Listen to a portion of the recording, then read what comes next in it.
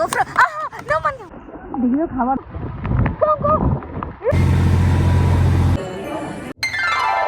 আমরা যাচ্ছি রেডাং আইল্যান্ডে, আর সেখানে যাওয়ার জন্য সারা দিন ড্রাইভ করে রাতে এসে পৌঁছেছি আইল্যান্ডের এই পারে। কাল সকালে স্পিড বোটে করে আমরা চলে যাব সেই দ্বীপটাতে, যার কারণে আমরা রাতে এখানেই স্টে করছি। সো গুড মর্নিং গাইস, তোমরা দেখতেই পাচ্ছ আমাদের রুম থেকে বাইরের ভিউটা কত সুন্দর, ওয়ান্ডারফুল। সো এখানে সারা রাত স্টে করার পর রুমটা আর দেখাতে যাচ্ছি না, কারণ রুমটা অত সুন্দর না। তো এখানে সারা রাত স্টে করার পরে আমরা এখন চলে যাবো, এখান থেকে দেখা যায় না, ওয়ান্ডারফুল একটা ভিউ আমাদের ব্যালকনি থেকে।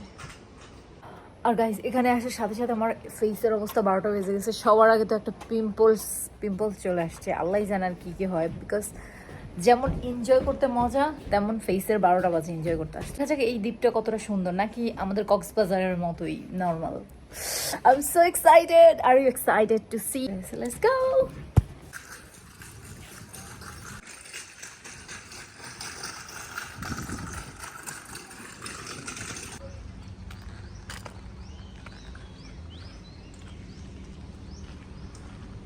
রাস্তাঘাটটা কত সুন্দর,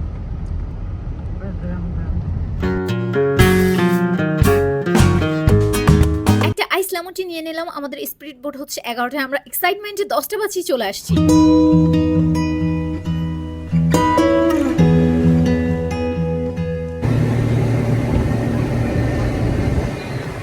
স্পিড বোট থেকে রেডাং আইল্যান্ডে যেতে টাইম লাগবে 30 মিনিট, কিন্তু আমার পানিগুলো দেখে ইচ্ছা করছিল এখনই ঝাঁপিয়ে পড়ি। দুনিয়াতে এত সুন্দর পরিষ্কার পানিও আছে, এই আইল্যান্ডে না গেলে বুঝাই যাবে না। সুবহানাল্লাহ। এত সকালে উঠে এসেছি যে এখানে পৌঁছাতে আমার প্রচন্ড ঘুম পাচ্ছিল, কিন্তু তারপরও সাগরে মাছ ধরা তো বাকি রয়ে গেছে। এখানে যে কি পরিমাণ মাছ আছে সেটা তো তোমরা একটু পরেই দেখতে পারবা। তার আগে আমার সামনে যত ইউরোপিয়ান আছে সবাইকে তোমরা ইগনোর করিও, বিকজ তারা হলিডেতে আসছে, নিশ্চয়ই আমাদের মতো কাপড় চোপড় পরে বসে থাকবে না।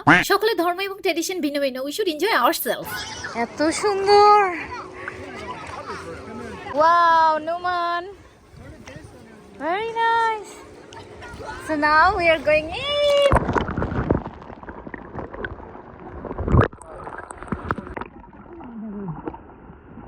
Oh my God, that is so সুন্দর। দেখো খাবার দাও আসবে।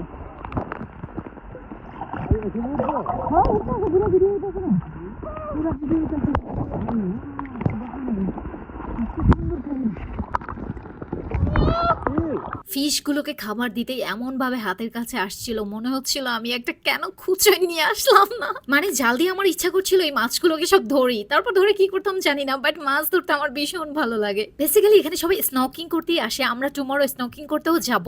তার আগে আজকে বিচের ফিশগুলোকে দেখার অনেক ইচ্ছা ছিল। আর সবচেয়ে বড় ব্যাপার, এই আইল্যান্ডে কোনো রকমের গাড়ি ঘোড়া নাই, সুতরাং তোমাকে বিচেই থাকতে হবে, হোটেলে যেতে হবে, বিচেই থাকতে হবে। আর এখানে পুলিশ স্টেশনও জাহাজের মধ্যে, ক্যান ইউ ইমাজিন? আর কোনো সমস্যা হলে পুলিশ গাড়ি না, স্পিড বোট নিয়ে আসবে। বাবা আসো।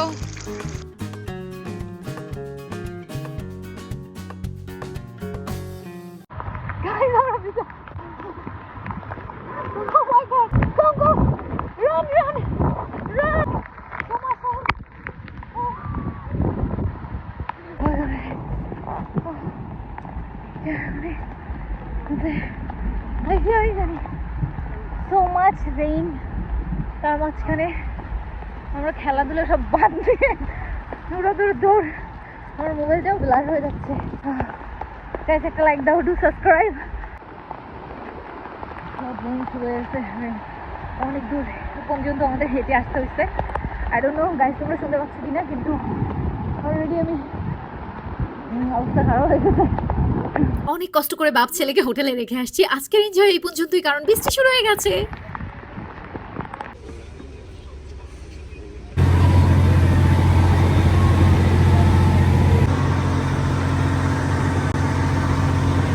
স্নকিং করতে গিয়ে অনেক মজা করেছি। তোমরা দেখতে পাচ্ছ সাগরের মাঝখানে ওই যে মানুষগুলো ভাসছে, এরা সবাই স্নকিং করছে। আর স্নকিং করার সময় আমার মোবাইলটা নিতে একেবারেই ভুলে গিয়েছিলাম। একটা বাচ্চা নিয়ে এনজয় করা খুবই সহজ, কিন্তু ব্লগিং করা বা ভিডিও করা খুবই কঠিন কাজ। এখানে যারা তোমরা সিঙ্গেল কাপলরা যাবা, তারা সত্যি অনেক বেশি এনজয় করতে, ভিডিও করতে, সবকিছু করতে পারবা। এই আইল্যান্ডটা সত্যি এত সুন্দর যে কিছুক্ষণের জন্য ঘুমানো তো দূরের কথা, চোখও বন্ধ করতে ইচ্ছা করছিল না। যেহেতু আমরা সকাল 9টা বাজে উঠে গিয়েছিলাম স্নকিং করতে, এখন আসছি লাঞ্চ করতে। এটা lunch buffet, totally buffet lunch, dinner এবং ব্রেকফাস্ট অসাধারণভাবে সার্ভ করেছে তারা, যার কারণে আমি আমার ওয়েট 3-4 কেজি গেইন হয়ে গেছে আসলে। অলসো আমি একজন খাদক, আর এই সবকিছু প্যাকেজের মধ্যে ছিল, সুতরাং টাকা তো উসুল করতেই হবে। ওয়েট নিয়ে আমি কখনোই চিন্তা করি না, কখনোই ভাবি না। যারা ভাবে তারা বোকা, কারণ আমার কাছে ওয়েট লুজ করা পৃথিবীর সবচেয়ে সহজ কাজ। যেমন আমি খাইতে পারি, তেমন আমি না খাইও থাকতে পারি। তাই ওয়েট নিয়ে আমার কোনো মাথা ব্যথা নাই। যেখানেই যাই সম্পূর্ণ ভরপুর ভাবে এনজয় করতে হবে, এটাই হলো কথা। একটাই জীবন, পরে এনজয় করব, কয়েকদিন পরে করব, আবার আসবো, এইসব চিন্তা আমি কখনোই করি না। এটাই আখিরি দিন, এটাই শেষ, এটাই লাস্ট, এটা ভেবে আমি এনজয় করি সবসময় প্রতিটা মুহূর্ত। আলহামদুলিল্লাহ, আল্লাহর অশেষ সহমতে প্রতিটা দিন যার কারণে আমার অনেক ভালো কাটে, অনেক সুন্দর কাটে, এবং আমি সবসময় সবকিছুতে হ্যাপি থাকি, আর সবসময় সবকিছুতে শুকরিয়া আদায় করি আল্লাহ রাব্বুল আলামিনের। কারণ বিচারটা তোমার ড্রেসের আগে তোমার মনের হবে, সুতরাং তোমরা জ্ঞান দিতে আসার আগেও নিজের মনটাকে একটু আস্ক করিও, আমি যে লোকটাকে কথাটা বলছি কেন বলছি। তুমি যদি বিন্দু পরিমাণ জ্বলে থাকো ভিতর থেকে, আর মনে করো যে দেখো না ও কি পরিমাণ ডং করছে, মানে ও ঢং করছে, আমি কেন করতে পারছি না, এটাই জ্বলা বলে, বুঝছো? এটা কখনো করবা না তোমরা, যেটা আমিও করি না। আমি প্রচুর ব্লগ দেখি মানুষের, কখনোই এভাবে জ্বলি না। যাই হোক, এখানকার মানুষের মন অনেক বড়, যার কারণে তাদের ড্রেস আপ ছোট। তার মধ্যে এখানকার সবচেয়ে ভালো লাগার বিষয় ছিল বাতাস, এখানকার বাতাস।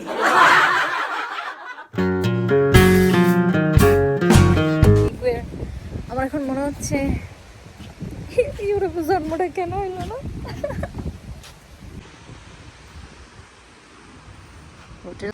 An interesting thing is here.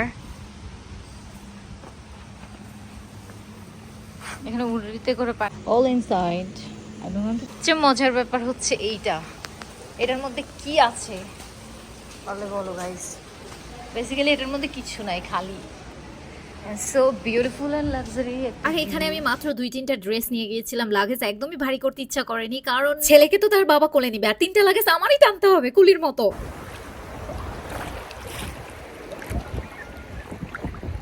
Oh my god, so beautiful. So beautiful.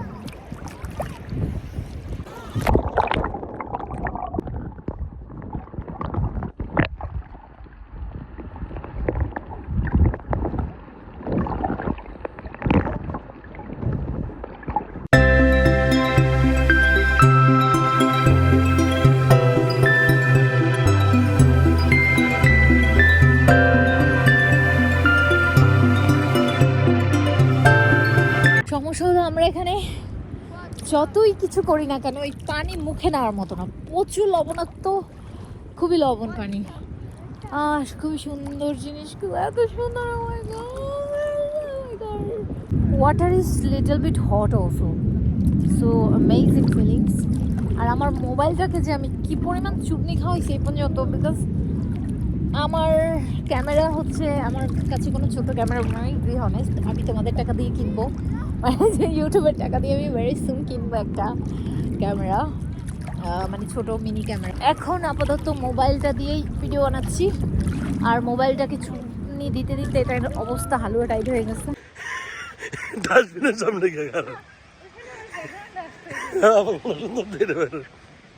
এখানে এসে সাগরের পানিতে এত কাইল্লা ভূত হয়ে গেছে যে আটা ময়দা মাখতে ভুলেই গিয়েছিলাম। তাই আজকের বিকালটা স্পিড বোটে না ঘুরে বালি দিয়ে ঘর বানাবো।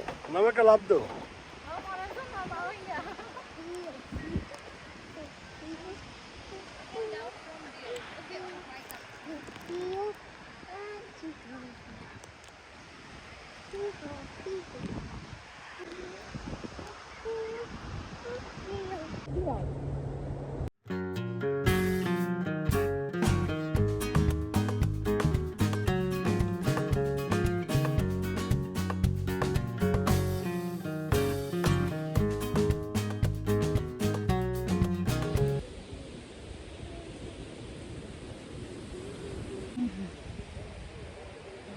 কেন জানি না আমার বালি দিয়ে ঘরবাড়ি বানাতে খুবই ভালো লাগে। Come here. Put inside. All fresh. কোথায় যাও তুমি?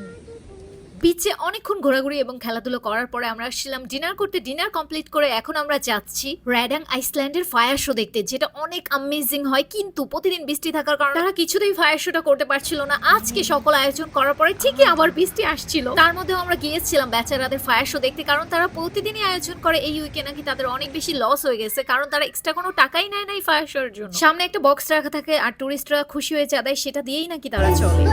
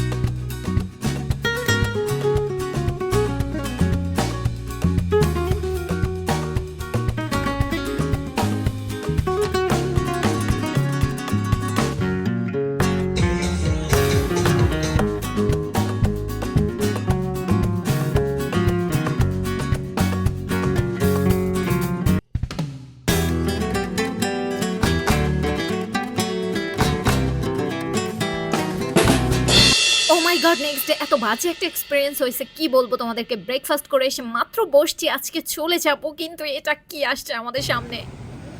Very dangerous. এই জিনিসটা যদি আমি প্রথম দিন দেখতাম, এখানে আসতামই না, বসতামই না। এটা দেখে আমার গায়ের মধ্যে গিট গিট গিট গিট করছে, আর আমার এইসব জিনিস বিরক্ত লাগে খুবই। No, man, what are you doing? Please go from here. Go, go, go. Bye, bye, bye, bye. Go. Bye, hey, ছবি তুলতাছে এটার লগে। No, no, no, no, no. যা, যা, যা, যা, যা, যা। আচ্ছা, ও কি লাভ দিতে পারে?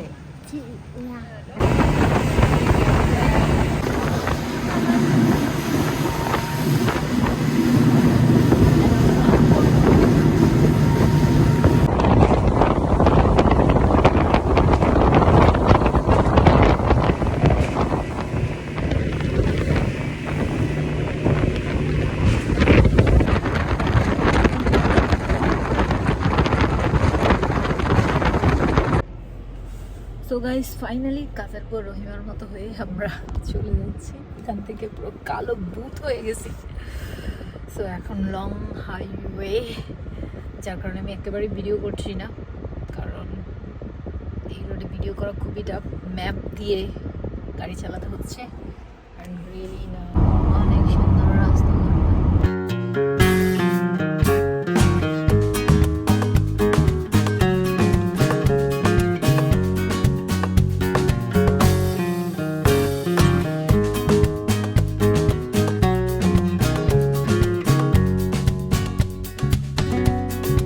Oh my god guys, unbelievable সুন্দর, unbelievable।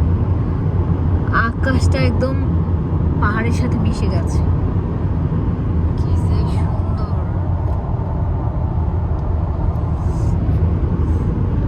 Oh my god, সুবহানাল্লাহ, সুবহানাল্লাহ, অনেক সুন্দর মাশাআল্লাহ। ঠিক যেমন যেতে একদিন লেগেছিল, তেমন ব্যাক করতেও আমাদের পুরো দিন লাগবে, 6-7 ঘন্টা লাগবে কুয়ালালামপুরে ব্যাক করতে। তাই আমরা একটা রাস্তায় কফি নিয়ে নিলাম এবং মাঝখানে আমরা লাঞ্চের ব্রেকও দিয়েছিলাম, কিন্তু প্রচুর হাংরি থাকায় ভিডিও না করেই খেয়ে ফেলছি। আমার সাথে প্রায় এমনটা হয়, কোথাও গেলাম চিন্তা করে যে আজকে আমি ব্লগিং করব, কিন্তু ঠিক যেই সময়টা খাবারটা আসে আমি খাবারের উপর ঝাঁপিয়ে পড়ে ভিডিও না করে। আমি যা জোকিং, মাঝে মাঝে ভিডিও করতেই ভুলে যাই। তোমরা সবাই সুস্থ থাকবা, ভালো থাকবা, চ্যানেলে নতুন হলে do subscribe, give me a like also. Bye bye bye bye bye.